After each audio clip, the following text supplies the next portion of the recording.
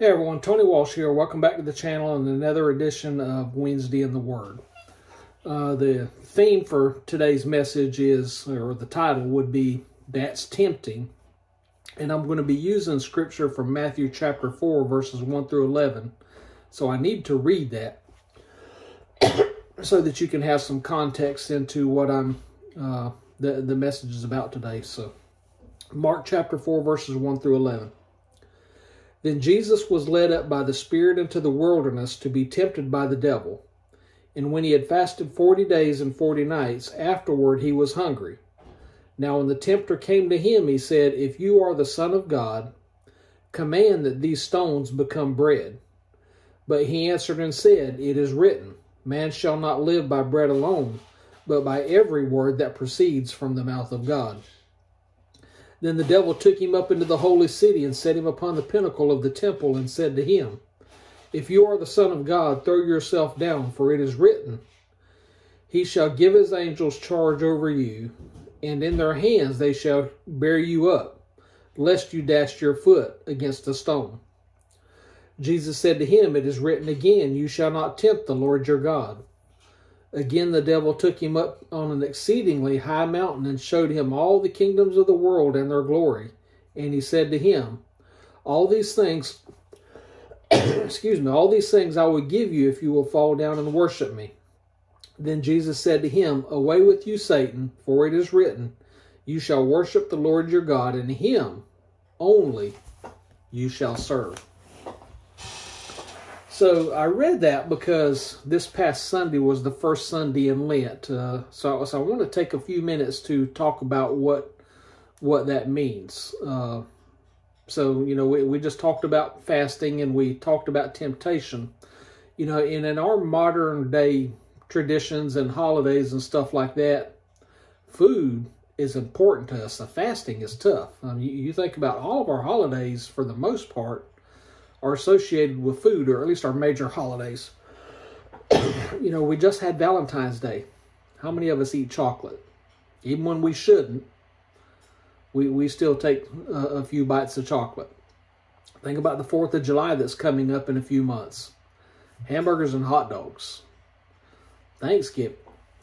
Have plenty of turkey. And what is a birthday without having cake? So we associate food with a lot of things. You know, how many times have you heard, you know, build it, they will come, but honestly it says, you know, feed them and they'll come. They'll show up. Just think about Jesus feeding the 5,000. All these people kept showing up and he fed them. But the 40 days from this passage, the importance of that is because it's where Jesus prepared for his ministry with a 40-day fast. So how many of us are that sincere in our faith that we're willing to fast for 40 days? There may be a few of you, but I can tell you the most overwhelming majority are not going to give up everything for 40 days. We might give up one thing, maybe two. We're not going to give up everything for 40 days. You know, that just takes a special person, and that's who Jesus was. Jesus was a special person. And I'm not advocating that we all go on some sort of strict fast for 40 days. The biggest thing I want to talk about today is more about temptation than the fasting part. Because the temptation came when Jesus was at his weakest. Even before he began his ministry in earnest. You know, Jesus had to face and overcome that temptation just like we do every day. How many of you remember, and leave this in the comments, I'm just curious. How many of you remember the old Flip Wilson character, Geraldine? And the tagline was, The devil made me do it. You know, you think about the angel on one shoulder and the devil on the other shoulder, you know, so, well, the devil made me do it. Well, and that's true. For the first time you do something wrong, it's usually the devil. The problem is when you keep doing it over and over and over, it's usually you. 3 fingers pointing back at me when I say that. It's usually us as humans that we have failed. We let the devil suck us in, but then we just keep riding. You know, And if you don't find yourself struggling with temptation, You really need to look in the mirror to see if you're still breathing. Because most of us as humans, there is something every day in our life that is tempting to us to do something wrong, to say something wrong, even to think something wrong. The devil's working 24/7, 365 to trip us up. But one thing that we need to remember is temptation itself is not a sin. Jesus was tempted, but he's not a sinner. So it's not the temptation, it's the following through with that temptation. It's the act of that temptation that's a sin. Temptation really doesn't even imply that you're prone to sin, or even that you're vulnerable to sin. Jesus was a target. In the fact that you're struggling with temptation, that's honestly a positive sign. Because the devil only attacks good people. The people that aren't good, he's already got. He's attacking you because you're good. He's attacking me because I'm good. He's attacking us because we have something good in our lives, and the devil can't stand to see goodness. He wants things to go wrong. He wants things to go south. He wants us to struggle. And he's not going to stop until we stop with the temptations. But that's hard to say. Well, it's easier to say and harder to do, because temptation comes when we are at our weakest. In our passage today, Jesus was weak from hunger. But he was also significant that he was alone and by himself. So think about this. When you're hungry, when you're alone, away from your home, away from your family, don't have your friends around, or in Jesus' case, didn't have disciples. He had even left John the Baptizer. Jesus is in between phases of his life. Thus, he's alone, and the same is true for us. When we're by ourselves, as our parents would tell us, idle hands are the devil's workshop. So we have to stay busy in life. And what I mean, we need to stay busy in Scripture, busy in our faith, busy with hanging around the right people, because that's the only way we're going to beat the devil. So we need to knock the devil off our shoulder. So again, just remember the challenges that Jesus faced. He was hungry, tempted to have food. He was powerless, but tempted to have to demonstrate power. He was lonely and tempted to have angels serve him. And those same attacks, again, as I said, they're all on us as well. Sometimes what we may see as a minor shortcut, an easy path to take to achieve something good, we may say to ourselves, well, why not take it? So what if we cut a few corners? So what if someone else may get hurt in the crossfire? As long as we win in the end, isn't that all that counts? See, if we say yes to that, then our mentality is that the end justifies the means, and that's one of the most insidious lies that we ever faced. It's one of the most biggest lies that we can ever tell, because the end doesn't justify the means. We have to do the right thing the right way all the time. But again, that's easier to say than do, because sometimes we feel as if we have few choices. The outside world and the chaos and the craziness, and sometimes we feel like there is only one way, one single action we can take, and that's rarely the case. Usually if it is, it's because we've got blinders on and we're only looking at one thing. We're not looking at the big picture, trying to find an escape route to get that devil off our shoulder. Another thing about temptation, think about Adam and Eve in the Garden of Eden. There were many, many trees that they could eat from. There were no shortage of opportunities. Yet they, like us, are drawn to that forbidden fruit. I think I've said it on here, but I say this at church all the time. But if I haven't said it on here, you're hearing it now. We live in a world that we want what we want, when we want it, and we want it now. Basically, everyone else be damned. You know, and that is the problem with the world for today. Because that's an expression of a rebellious spirit. And honestly, a rebellion that there's no excuse for except for the devil is one. So how do we resist temptation? Well, Jesus was a student of Scripture. So he knew when those temptations came, he knew how to counteract those temptations with Scripture.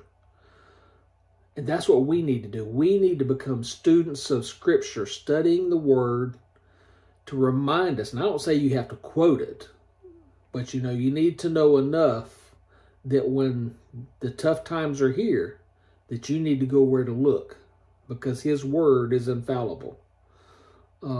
His Word is what we need to immerse ourselves in, surround ourselves, drown ourselves in His Word, because that's what's going to protect us. We need to do that by reading on our own, listening to what we hear in church or other devotionals on YouTube. And I'm telling you, you need to go to watch Dale at 9 Acre Family Farms. And then there's 4 ladies that have a devotional on, Dale's is on Sunday night. And I'll leave links to his channel in this description. And then there's 4 ladies that have Digging in the Word, which they're basically, you know, talking about women of the Bible.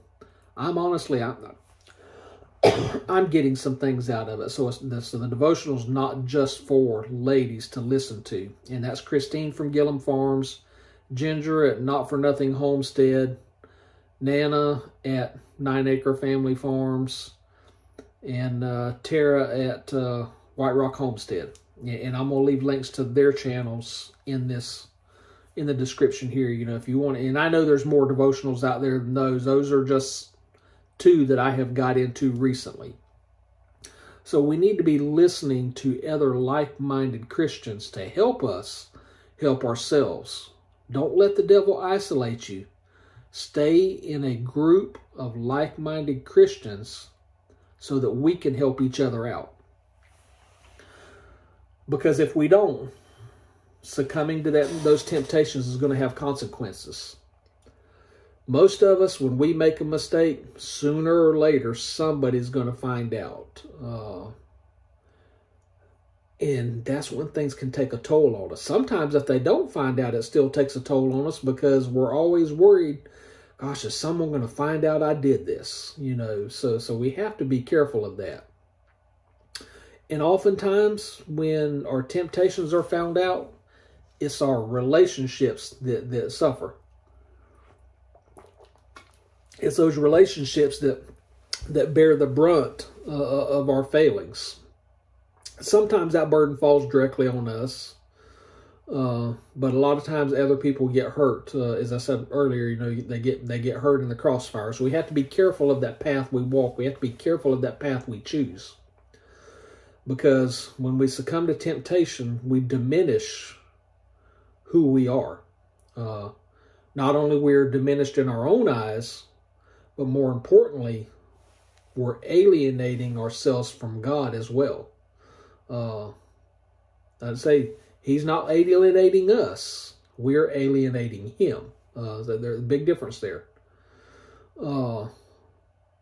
So we have to be careful of focusing on resisting the temptation. If I were to tell you not to think about elephants, what are you going to think about? You're going to think about elephants. If I tell you I'm not going to eat that chocolate cake, and I keep repeating in that mind, but that piece of chocolate cake is still there on the countertop, at what point in time do I say, gosh, I've talked about that chocolate cake all day long, guess what? I'm going to go home and eat that chocolate cake. nobody else is being hurt by that, but I have diminished myself by resisting into that temptation. Yes, that's not any big deal unless you have a health issue with eating chocolate cake or an elephant runs over you. So those are two minute examples. You can think of any examples on your own to add to that. And I've got to wind this down because this is 15 minutes. So the biggest thing we need to do is we need to ask for God's help. When times get tough, the tough get going. And the best place to find God is on your knees. Find God in Scripture. Because God will send His angels to help you. Now, His angels may be in the form of other people. So be on the lookout for God's answer. Sometimes we want that smack in the face. Here's your answer. Well, God doesn't necessarily work like that. You need, He may send somebody else to you to help you, or He may send somebody to you for you to help them. And by helping them, you help yourself. So you can't do like this. You have to be looking out, and you have to be looking up to get God's help. So we have to be careful. So let me skip down to this at the end. So again, in our text, Jesus endured this period without sin. And then He went on to begin His 3 years of public ministry, sharing with us the message of God's grace. And that's what I want to do. This is how I want to close this, because this is important to remember.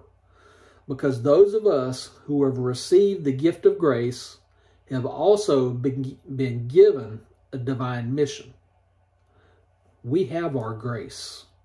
We have a loving God that sent His one and only Son to die on the cross for us. So we have grace, we have love, and we have mercy. But as I said, there are people out there that do not have that relationship. So we must reach out to those who have fallen short. If you see somebody around you falling short, it's your job to help pick them up. 3 fingers pointing back at me, it's our job to help pick those people up. We too must forgive. We've been forgiven by someone that died for us, for someone that sacrificed it all, and He didn't even commit a sin, but He died in order to forgive. So in reality, we too must introduce others to our God who forgives and who redeems. So flip that devil off your shoulder. Pull on your boots. Let's march to glory, to the kingdom of heaven. So that ends this video. I'm sorry, I'm 18.5 minutes into this thing. I just got long-winded and all that. So I just pray y'all have a blessed day. Have a blessed rest of the week. And I pray that God blesses you the way He has blessed me. So until we get back together, y'all take care. And God bless.